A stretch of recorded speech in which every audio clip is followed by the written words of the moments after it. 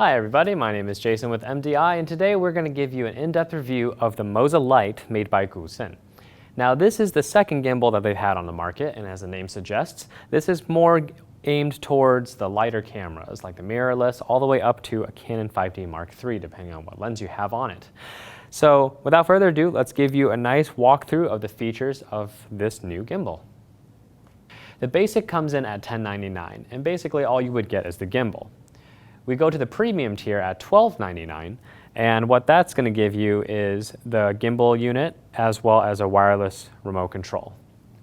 And then at $15.99 is the Pro version, where you would get the gimbal, the wireless remote, a wireless monitor kit, and you also get this Pelican-style hard case to store and transport your gimbal. Now, one of the things that you can see as far if you're familiar with the original Moza is that it is much smaller than before. And basically what they've done is they've kind of thinned everything out a little bit so that it can carry just the weight of your lighter camera. Now, the one cool thing is that it still remains toolless, which is great. And the one thing that I do enjoy is that you now have a much longer quick release plate than before, which makes adjusting your lenses on the go much easier instead of having to disconnect the quick release, slide it to one particular spot, and then lock it back down. Now you can basically just kind of generally attach it to your camera body, and you should be able to accommodate from light to heavier lenses. Another feature that we have is, if you take a look, we have on the Pro version this wireless transmitter unit, and basically what this allows you to do is you can transmit to a wireless monitor. It's an SD, but at least it gives you an idea as far as framing your shots. Now if you take a look at the back here, right now we have a Canon 70D attached, and what we're able to do is we're able to go from the USB port in the back to the USB port in the side. And if you get either the premium or Pro version, what you can do is you can use your wireless remote to either stop and start recording. And a really cool thing is there is a little wheel here on the back, and depending on which way you turn it, you can actually focus your lens.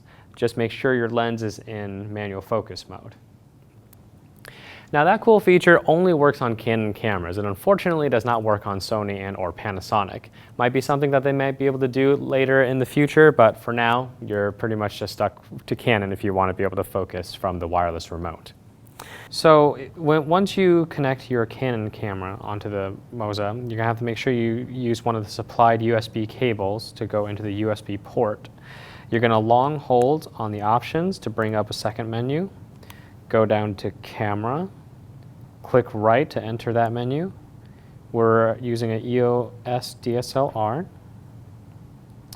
And this is an actual fairly heavy lens. It's not one of the plastic EFS style lenses, so we're going to go to heavy. It's going to recalibrate itself. And once it's done, you can hold the option menu again to go out of it. And from there, you're able to start moving. And from there, you're able to start moving the lens focus mechanism. Now, as you can see here, it is slowly stepping each time, and at no fault of its own. That's just kind of how these lenses were built. Now, I'm not exactly sure what would happen if you put an STM lens in front of it, but at least for now, each click is its own step as far as how the lens is focusing. One thing to keep in mind with the setup here, as far as the Pro version and all the other versions, it does not actually come with a stand. So what they've done is with the Moza Lite, you're able to actually calibrate and balance your gimbal without the need of a stand. You just need a flat surface. All right, so for people that don't have a stand, what you would do is first you got to remove the top handle.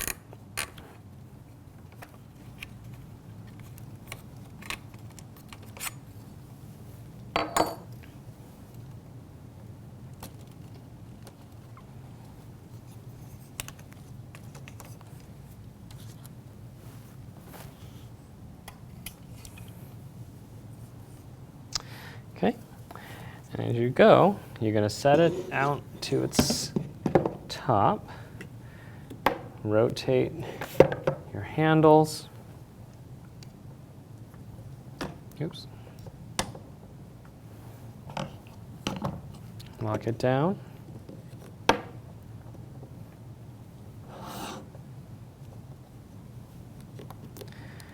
Now, the one thing about this setup is you can't actually have your wireless remote in the correct upright position. You're going to have to make sure you push it down. That way, the gimbal can remain flat. So at this point, you're basically able to get to all your controls as far as how you want to balance it. Pretty handy if you don't want to have to set up a stand while balancing your gimbal. So once you have it in this inverted mode, you're basically able to balance. Now, while this is very convenient where you don't have to bring a stand everywhere you go, the problem is this is probably only very plausible if you're in a studio environment. And here's what I mean. So you obviously need a very flat surface to do the balancing.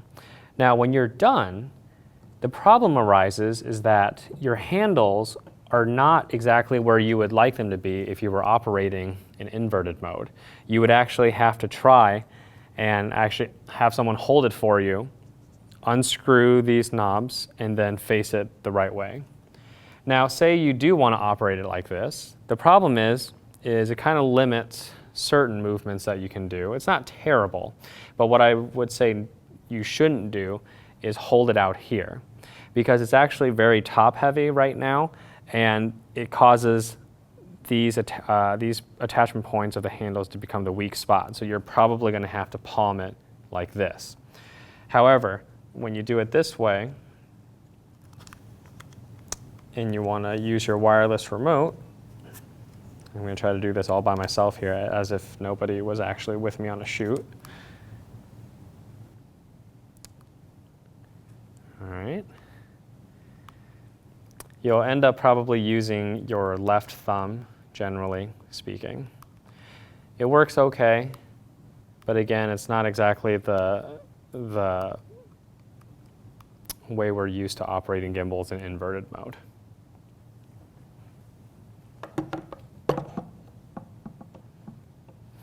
Now, as far as actually balancing your camera, everything is done with a toolless design, which is great, so you don't actually need any screwdrivers. Now, it's actually fairly simple. Everything has its own little adjustments, and there's clear markings to help you remember exactly where each parts are if you are going to be changing lenses on your gimbals often. Now, we won't go through this all together, but we have done some balancing videos before, and it's very similar. You have your QR plates to slide back and forth. You have this rail here to go left and right. And then you also have these side screws here to adjust for up and down. And then, of course, lastly, you have the yaw bar adjustments back here. So we'll send you a link here if you need help learning how to balance your camera. Okay, so to show how quick we can actually rebalance from a Canon 70D to a GH4, I have my assistant Keith over here. Now, he comes from back in the day where we had to use screwdrivers and it was just a nightmare to balance. So this is his first time working with a completely toolless design, minus a quarter for the QR plate. So I'm gonna use a stopwatch to time him and just see how fast he goes, and I'll stand by in case he has any questions. So here we go, 3, 2, 1, click.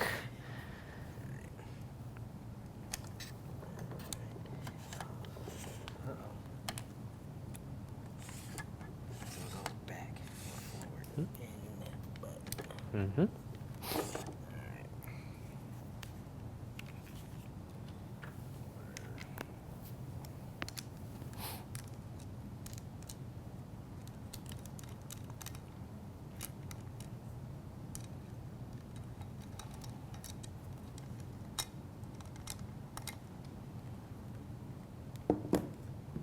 Johnny, are you just going to kind of fast forward through all this?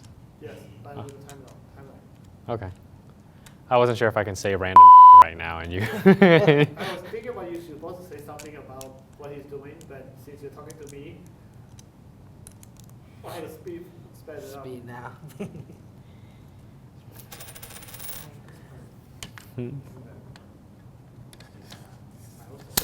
Okay, this is for your voiceover track then. All right, so the first thing he did was he took off the QR plate from camera number 1. Now, still the only part of this that's not toolless is the little quarter 20 under the QR plate. So you'll still need a quarter of some kind, but you can easily exchange it for a D-ring type setup.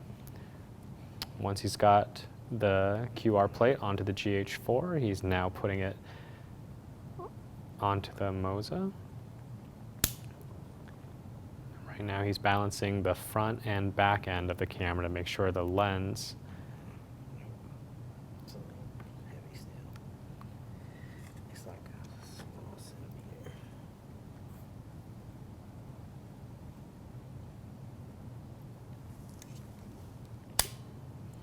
Even though I'm having trouble balancing it, it's still much easier without tools.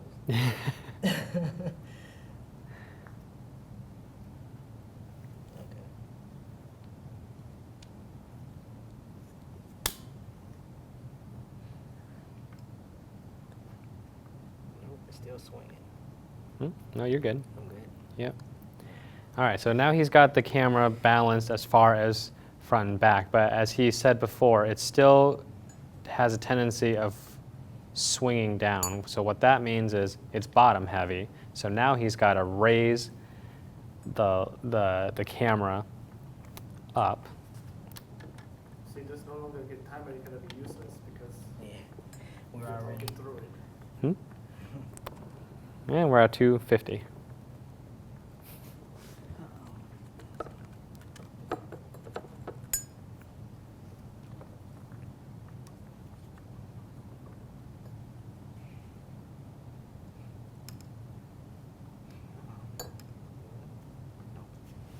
Pardon my silliness.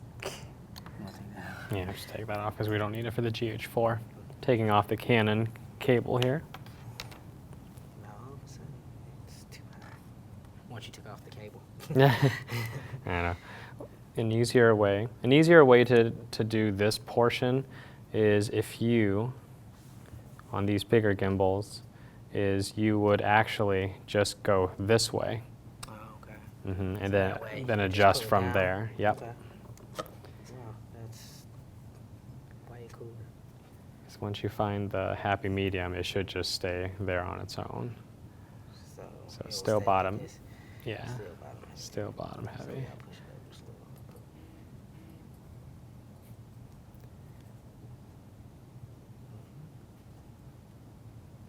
Good. Yeah.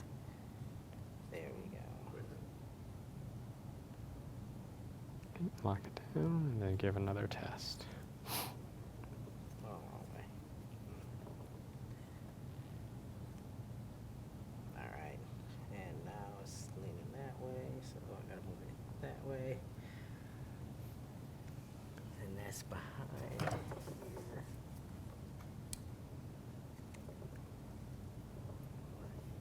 That's pretty easy, right?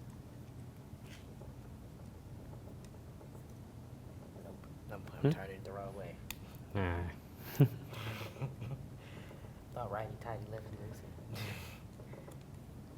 It gets confusing when it's on the other way. It's still tight. This one's just tight, period. These are ratcheted on the bottom, so you can actually pull and give it a extra rotation. So that's also cool. Mhm. So that was too far.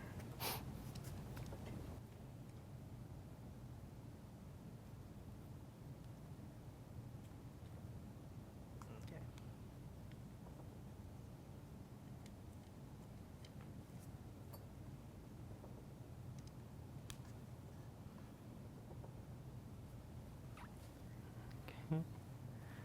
We're currently at about like 6 minutes. 5.5.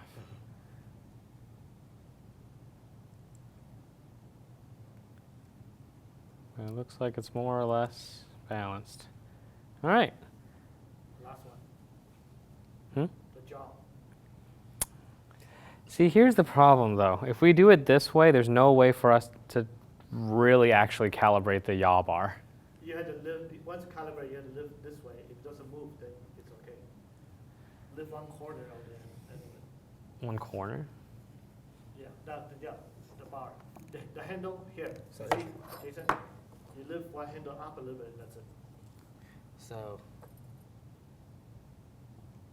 More, a little more. Wait, but if I do it this way, wouldn't the yaw? You're not supposed to go. If it goes, then it means that it's not balanced. okay. That's how they have it in their manual. Yeah. But you don't have to lift that high, like about 5 inches tall, high. So lift it up more. You lift it upwards, backwards. You lift it backwards. Well, yeah, because if you hold it this Yeah, way, you're it's supposed to go that way, yes. wouldn't Now that? we're coming to the shot. We're gonna cut this part out. So basically, beginning, you do is, you go this way. If it doesn't move, then you're in the right. If you move this way, that you just go back a little bit. Oh, okay. So That's how they do it.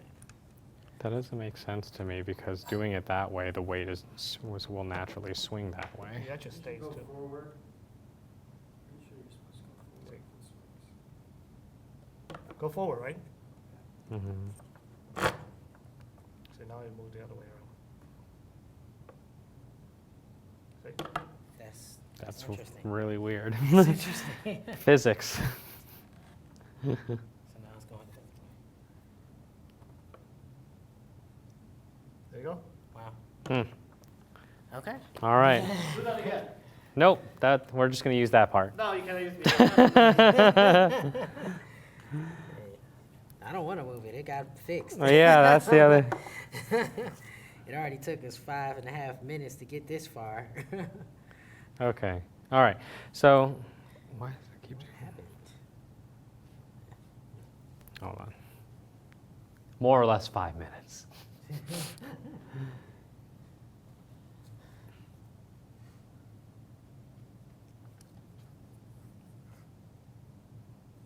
think it's slightly top heavy. Went too high again.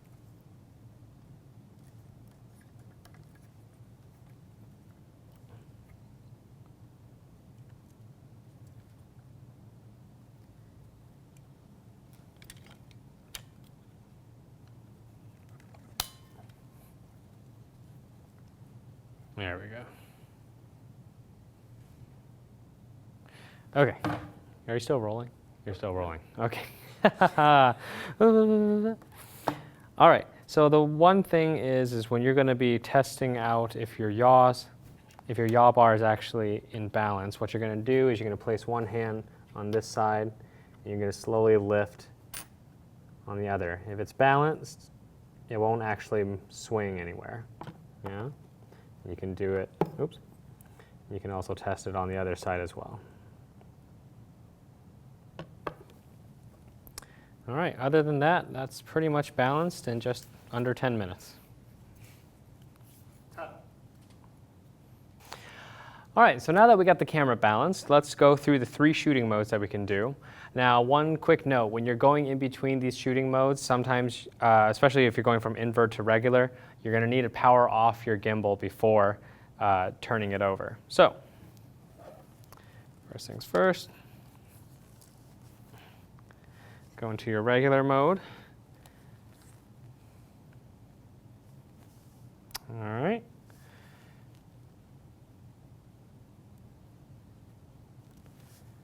All right, you can power it on, and as you can see, because of the way you had to balance, these handles need to be moved over.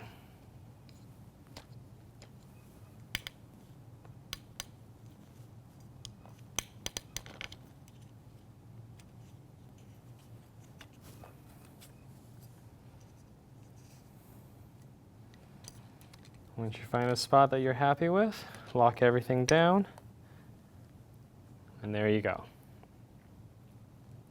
Okay, same thing. If you want to go into inverted mode, turn off your gimbal.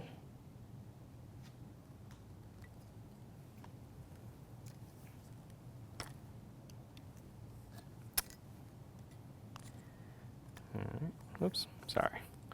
Turn off your gimbal, grab the right handle, move it here.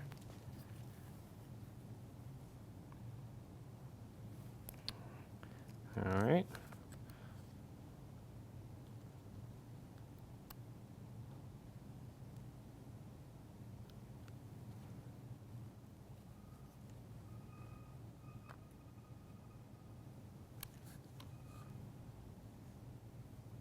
And there you go. Now, if you want to go into briefcase mode, I'm going to have to go back to the regular mode here real quick. So I'm going to turn off the gimbal.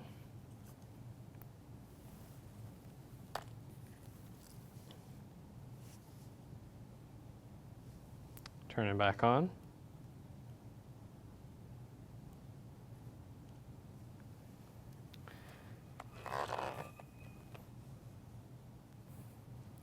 And what you're going to need to do is you're going to have to pull the handlebar to you and rotate.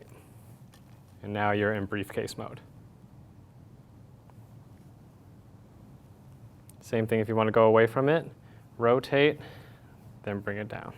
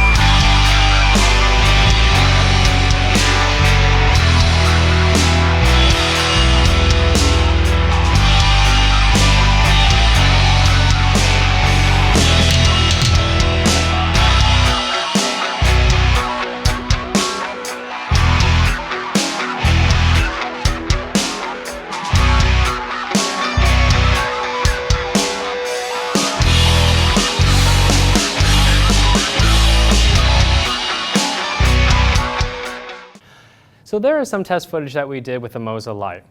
Now, when you're operating it in just the regular shooting mode and the inverted shooting mode, you can see that it's actually really, really smooth. There's pretty much no dip or wobble at all. So the Moza Lite definitely does a really good job there. Now, for the running test, we did it in 3 configurations. The first one was the gimbal was operated with the top handle. The second run, we ran with it in inverted mode. And then the third one, we ran with it in briefcase mode.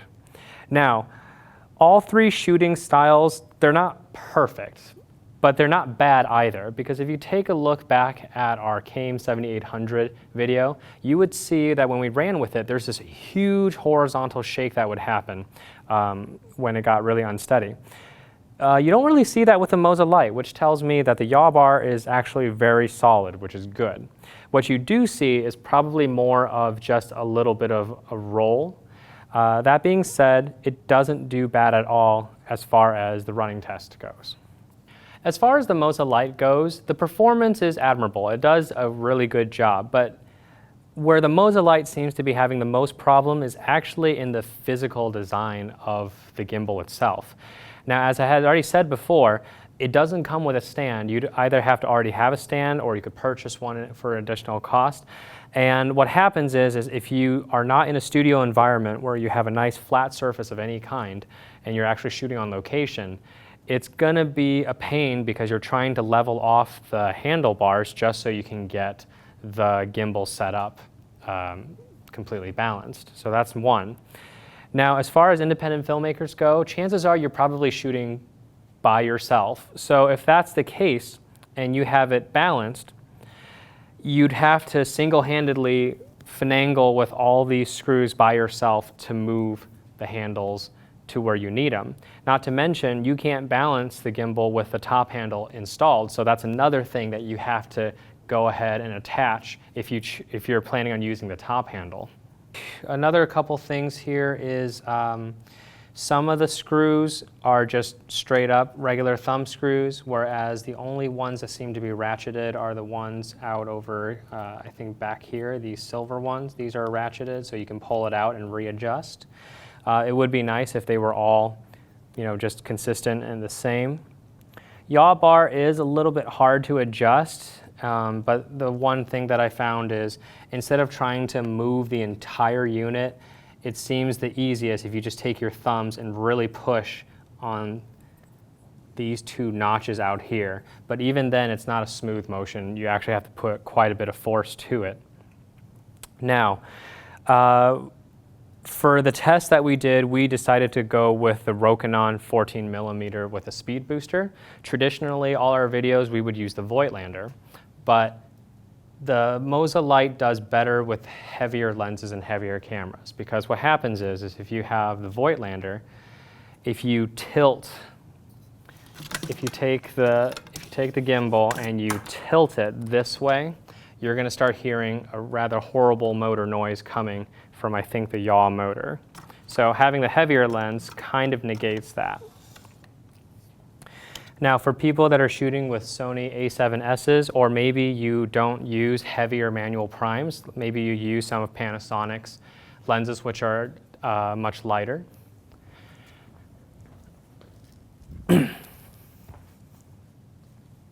Well, especially if you're using a prime. What happens here is you have to raise the bottom part up to compensate. And what happens is this screw right here on the bottom ends up actually hitting this notch. So it's just one of those things that it's going to affect as far as if you're going to be doing any extreme movements or if you're kind of finagling about, it doesn't have enough clearance. So usually a heavier camera is going to do a little bit better. Now, this gimbal that we have here is actually part of the second production run. The first production run had something wrong with this piece right here where most people could not balance their cameras properly. But that seems to, their second batch seems to have fixed the problem because we were, as you saw, able to balance a Canon 70D as well as a GH4 with no problems. Now, as far as the remote control goes, it's actually not bad. However, there is a slight little quirk.